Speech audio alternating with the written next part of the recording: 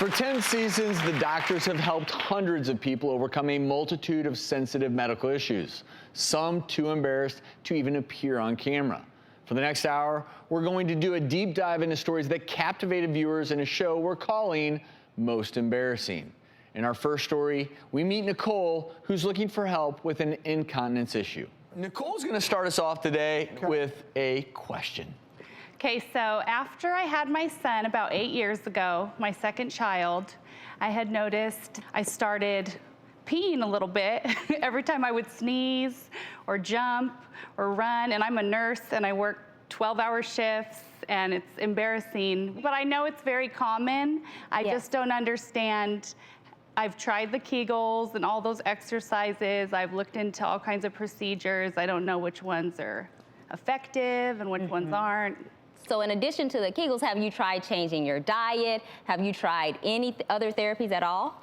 Well, I eat pretty healthy and, but I try to drink more water and sometimes that makes it even worse. So kind of counterproductive. And this is so common after pregnancy. Those pelvic floor muscles can weaken. And so we're going to go with a little tag team approach because we have our gynecologist here. But we also have joining us via Skype Dr. Spitz, who is a urologist. You've been hearing Nicole's story. What are your thoughts? Urinary incontinence is very common, particularly after childbirth, because the baby and the delivery itself puts such a strain and stretch on the pelvic floor. The pelvic floor is a hammock of muscles that hold up the vagina, the uterus, the bladder, and the urethra. And when they get stretched out, those things shift out of proper position. And now what can happen is the particular alignment that allowed the bladder to hold the urine, even when you jump, cough, laugh, strain, is now thrown out of kilter, and even slight movements can cause you to leak urine. I'm curious because you mentioned trying the Kegel exercises, which are things people can do at home. How often will that be effective with someone who's having some of this urinary incontinence, say, after pregnancy? Kegel exercises can be very effective if the incontinence is mild to moderate, if they're started early and person sticks with it. But it really does take a lot of commitment, dedication. And some cases are just simply too severe. The change in the architecture is too much just to override with tightening up those muscles more. They actually have to be surgically lifted back up into an alignment.